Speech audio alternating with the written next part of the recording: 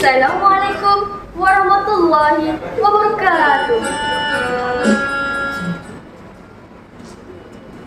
Terima kasih kepada Cikgu Hafika kerana sudi hadir untuk menyaksikan persembahan kami pada hari ini. Saksikanlah persembahan daripada 3 aransi yang bertajuk Bahagia Sesudah Derita.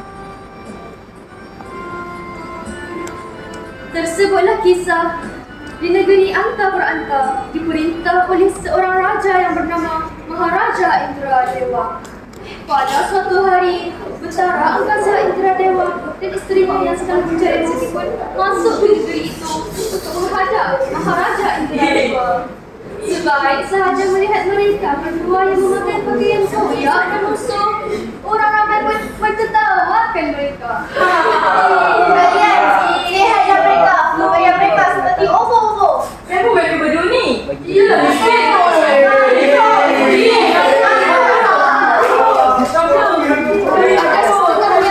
balik mereka dengan kayu dan batu sehingga menyebabkan tubuh mereka bengkak-bengkak. Keadaan tersebut menyebabkan suasana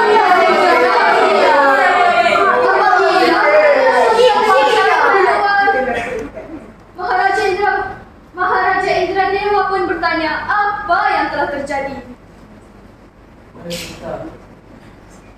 Mana besar? Apa yang ditempatkan di luar itu? Ya Tuan, orang-orang sedang mempalis miskin Tuan. Usir mereka jauh-jauh. Saya tidak mau lihat mereka. Saya tidak mau lihat mereka di kerajaan better lagi. Baiklah, tentu. Oi, Zinski. Pergi kau dari sini. Aku diarahkan untuk mengusir kau dari negeri ini. Jadi, Ini sahaja diberitahu oleh raja-raja bahawa orang ramai sedang melempari miskin. Baginda perintahkan orang untuk mengusir mereka. Si miskin dan isterinya kembali ke tepi hutan. Malam-malam, mereka berteduh di bawah pohon kayu untuk membersihkan tubuh mereka yang luka itu.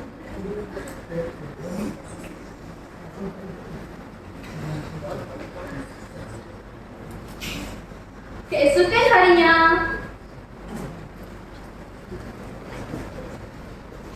si miskin suami isteri pergi ke dua kampung untuk mencari rezeki. Tetapi, sebaik sahaja dilihat oleh empunya kampung itu,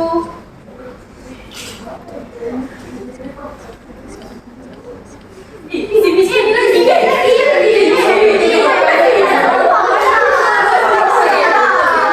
mereka lempar batu dan kayu. Si miskin pun melarikan diri. Tubuh mereka bengkak-bengkak dan berdarah. Sepanjang perjalanan meninggalkan kampung tersebut, mereka menangis, mengenangkan nasib diri, ditambah dengan rasa lapar dan dahaga.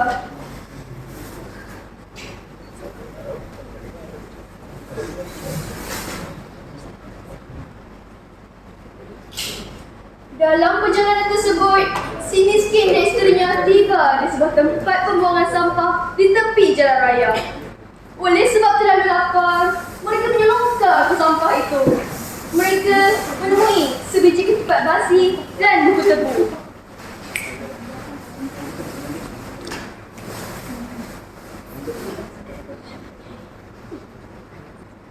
Wahai Kakanda, adakah kebulan ketupat ini elok untuk dimakan? Buat masa sekarang, ini sajalah makanan kita, wahai anda. Bersyukurlah dengan rezeki ini.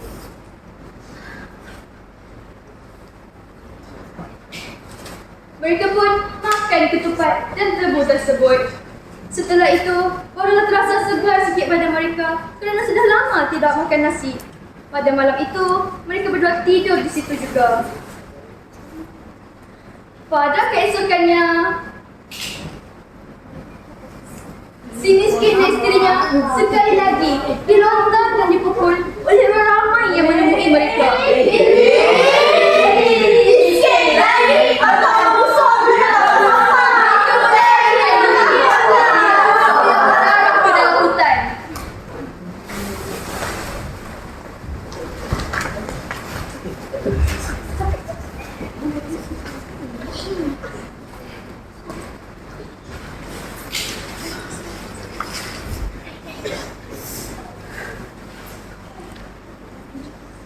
Kekanda, tubuhku terasa sangatlah tidak berdaya lagi. Hancurlah segala anggotaku. Janganlah sedih wahai tadi. Ini hanyalah sementara. Sudah untung kita ini rupanya. Apabila mendengar keluhan isterinya, si miskin berasa sangat sedih. Dia mengambil daun kayu lalu menyapu darah di badan isterinya sambil memujuknya agar bersabar. Sejak itu, si miskin dan isterinya hanya tinggal di dalam hutan. Mereka hanya makan karut kayu yang boleh dimakan manusia. 3 bulan selepas makan ketupat dan tebu, isteri si miskin pun hamil. Mereka berdua sangat gembira.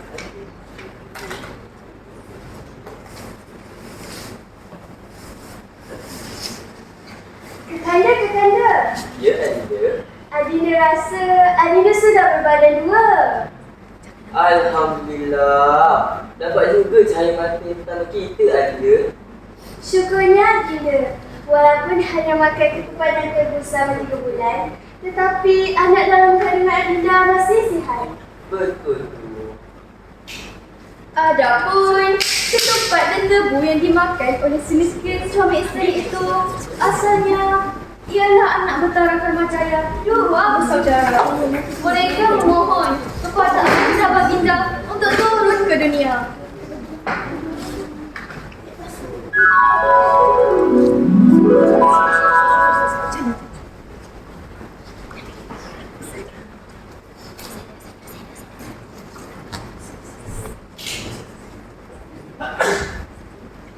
Wahai ayahku, kami berdua ingin berdiri.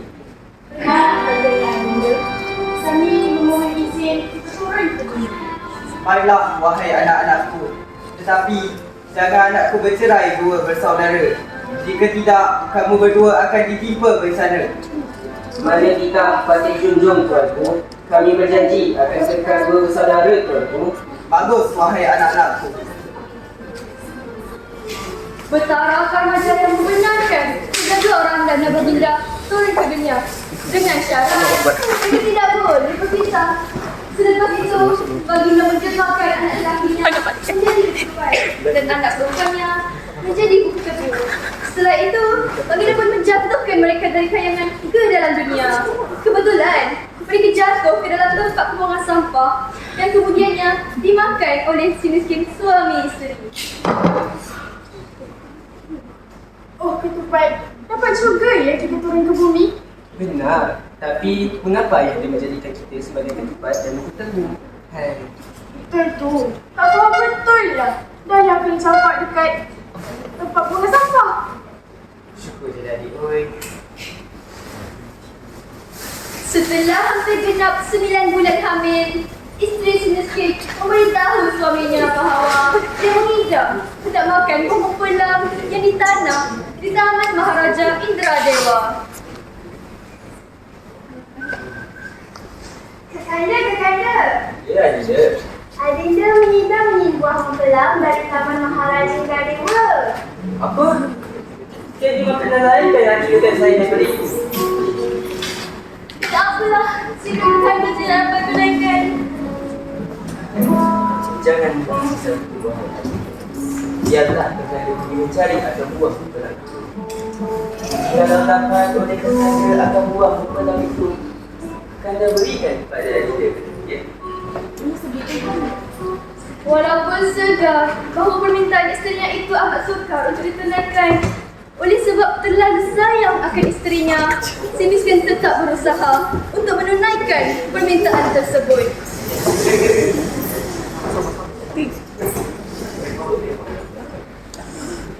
Apabila sampai di kedai orang jual buah,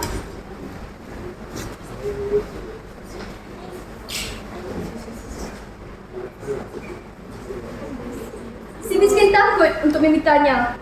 Tetapi ditanya oleh tuan punya kedai apa yang dia mahu. Apa hajat mu datang ke sini, wahai miskin?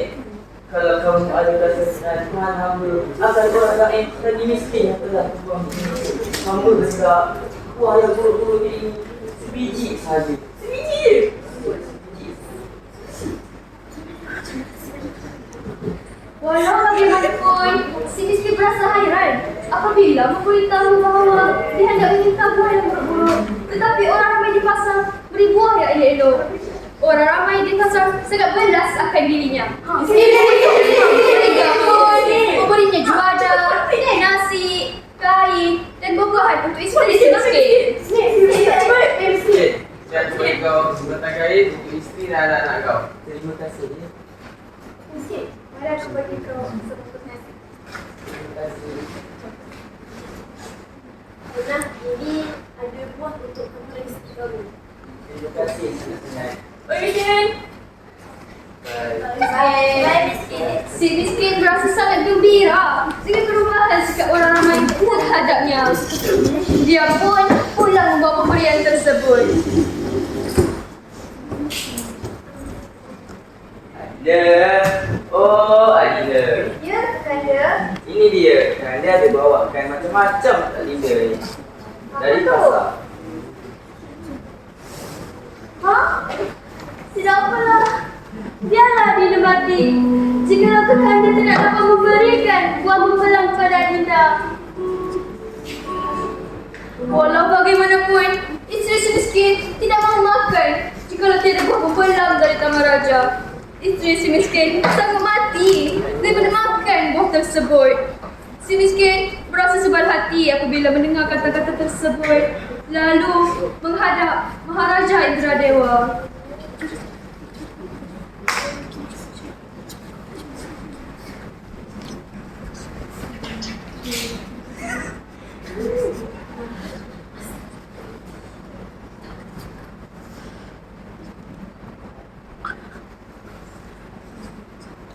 Selamat datang, wahai si miskin. Apakah hajatmu datang kemari? Ampun tuanku, beribu-ribu ampun. Sembah batik harap diampun. Tujuan batik datang menghadap tuanku ini untuk merintah membelah tuanku yang gugur di taman. Demi menunaikan permintaan isteri kesayangan batik ini, batik hanya mahukan sebiji sahaja tuanku. Baiklah, kita akan tunaikan permintaanmu.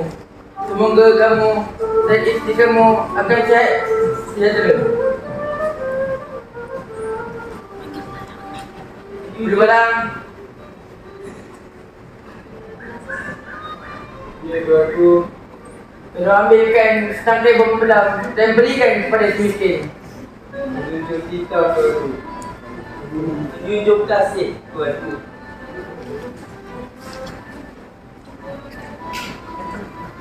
Maharaja merintahkan hambanya ambil dan memberi setangkai buah membelang kepada si miskin. Si miskin menyembah baginda lalu segera pulang menemui isterinya. Adila. Ya, Kakanda. Ini dia membelang Adila idam-idamkan sehari. Wah, terima kasih Kakanda kerana sanggup memberikan buah membelang kepada Adinda yang berdua dan dua ini. Sama-sama Adila. Dia mengambil lalu makan buah membelang itu dengan gembira. Selang 3 hari kemudian, isteri si miskin menangis pula hendak makan nangka yang ada dalam taman raja. Kakanda, Kenapa ni Adila? Adinda mengidam nak buah naga dari Taman Maharaja Indradewa. Baiklah Adila. Nanti aku carikan Adila. Sekali lagi, si miskin menghadap Maharaja Indradewa dan memohon sehelai daun nangka baginda yang gugur.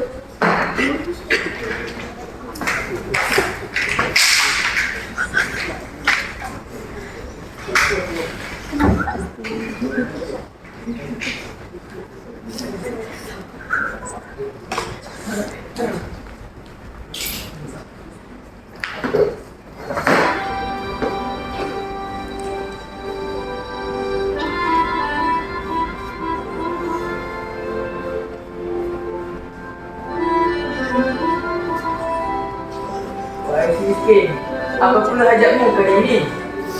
Ampun tuanku, beribu-ribu ampun. Sembah batik harap diampun. Patih datang sekali lagi untuk meminta kawan hamba yang gugur si Uin. Permintaan Patih ini tidak lain tidak bukan itu demi Patih tuanku. Ampun tuanku. Baiklah, sekali lagi beta akan tunaikan permintaanmu. Berbalang. Ya, tuanku. Tolong ambilkan biji buah nangka di taman beta dan berikan kepada si miskin. Berjujur kita, tuanku. Menjunjung kasih tuanku. Maharaja telah memerintahkan pengawalnya untuk memberi sebiji nangka kepada si miskin. Si miskin pula telah memberikan nangka itu kepada isterinya. Oh, Adindaku. Ya, Kakanda. Ini dia buah nangka yang Adinda mahukan. Terima kasih, Kakanda. Sama-sama Adindaku. Sepanjang hamil itu, si miskin dan isterinya mendapat banyak makanan, kain baju, beras serta keperluan lain yang diberikan oleh orang ramai. Setelah genap bulannya, pada malam 14 hari bulan, isteri si miskin telah melahirkan seorang bayi lelaki yang elok parasnya. Wahai Adinda, Ya. apakah nama yang Adinda hendak berikan kepada anak kita ini? Adinda ingin menamakannya Mara Karma. Wah, sungguh menarik nama itu. Bayi itu diberi nama Mara Karma. Mereka menjaga Mara Karma dengan penuh kasih sayang. Beberapa lama kemudian, si miskin hendak membina sebuah pondok sebagai tempat teduh mereka sekeluarga.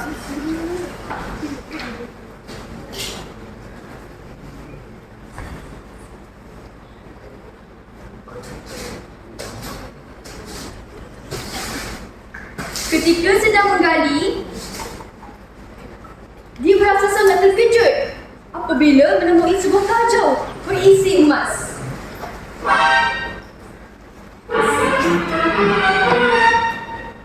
Si miskin mengeluarkan kajau tersebut dan menambatnya pada pokok. Isteri si miskin yang datang melihat emas itu sangat gembira. Ini sampai anak cucu pun tak habis ni. Mana ni, Kakanda? Alhamdulillah, rezeki kita ni Adinda. Kan Mara Karma? Si miskin pun membawa emas itu ke dalam rumahnya. Maka si miskin membawa emas itu menemui seorang saudagar di dalam negeri Anta Beranta. Apa yang kamu mahukan, wahai miskin? Boleh kamu berikan sepasang kaus untukku? Boleh, akan tetapi kamu perlu menunggu 7 tahun lamanya. Baiklah, hamba sanggup memperwai saudara. Baiklah, wahai miskin. Selepas itu, si miskin bertemu pula dengan saudagar-saudagar yang lain untuk meminta dibelikannya tongkat, payung, pedang, otak-otak, keris, pelana kuda dan kain. Setelah pulang ke rumah, si miskin terus mandi berlimau.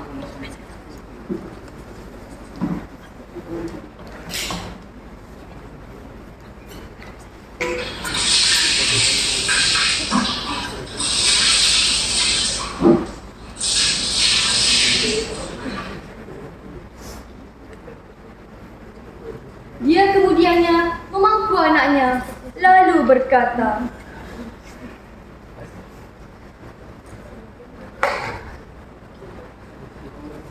Wahai anakku, jika kau datang untuk mengumpulkan untuk ayahanda kepada segala alam ini, jadikanlah hutan lembut itu sebuah negeri yang lengkap dengan istana, kota, menteri, timbalan, rakyat, raja-raja yang takluk padaku seperti raja-raja yang lain.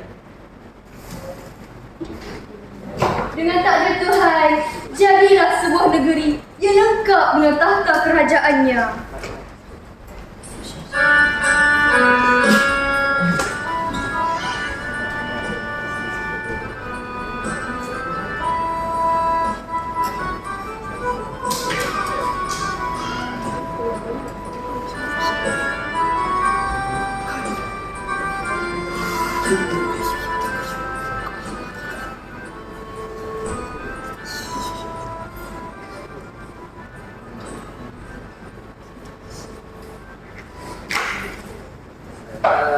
adat, santap istiadat, santap raja nikmatis kebesaran, santap meraih hormat menghormat, bukan santap makan kenyang.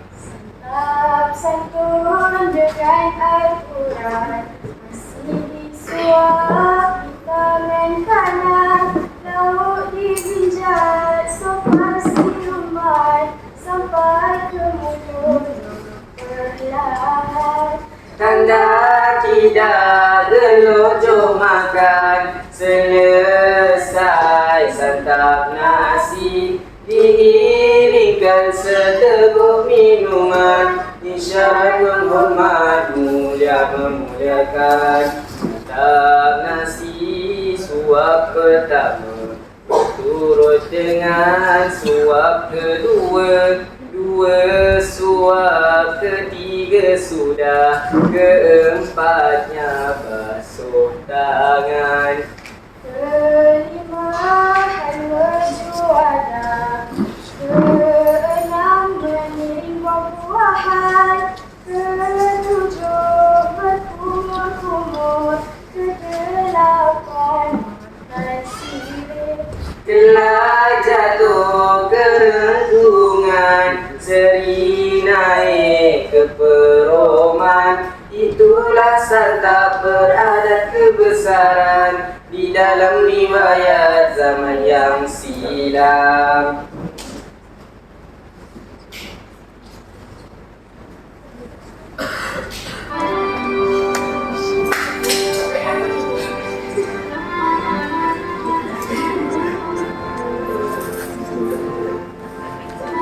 Si miskin memerintah kerajaan di negeri pura itu yang dinamakan Puspasari dengan gelaran Maharaja Indra Angkasa dan isterinya Tuan Putri Ratna Dewi.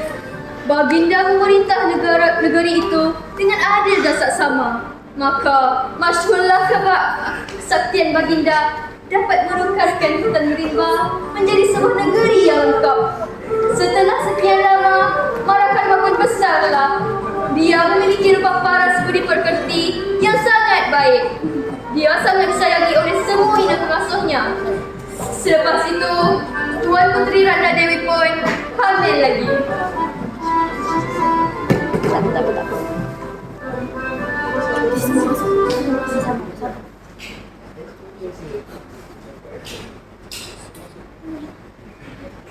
Kakanda.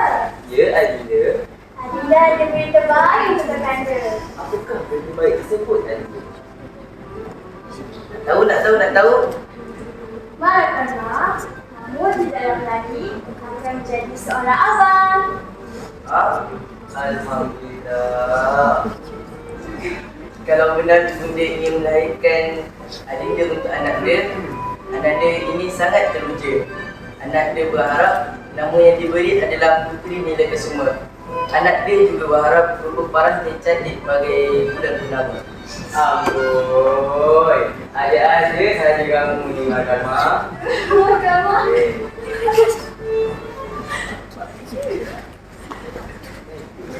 Baginda telah melahirkan seorang puteri yang terlalu baik parasnya yang diberi nama Tuan Putri Nila Kesuma.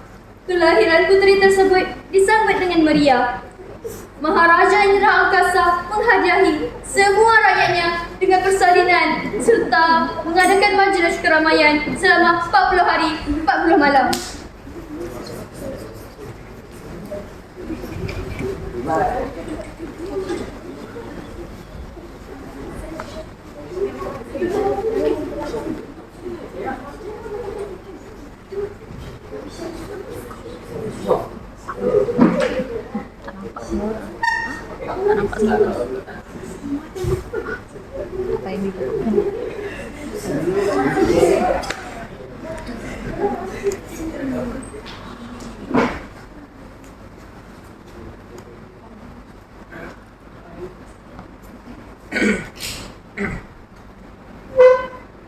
Wahai rakyat-rakyat sekalian, oleh kerana isteri beta telah melahirkan seorang puteri, beta ingin mengadakan majlis keramaian selama 40 hari 40 malam.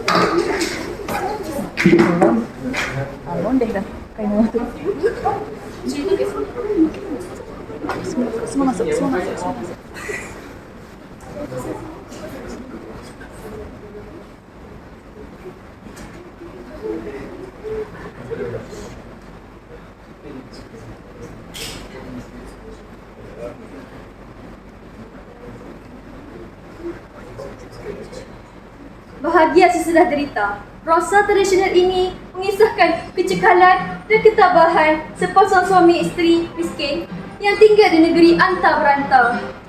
Walaupun hidup terseksa kerana miskin, mereka sabar meneruskan kehidupan dengan mencari makanan di tempat pembuangan sampah. Penemuan tajuk berisi emas telah mengubah segala-galanya.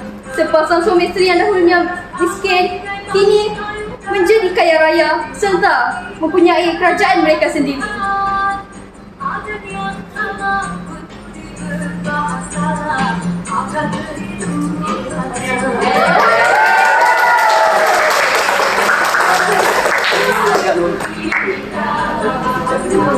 Kami nak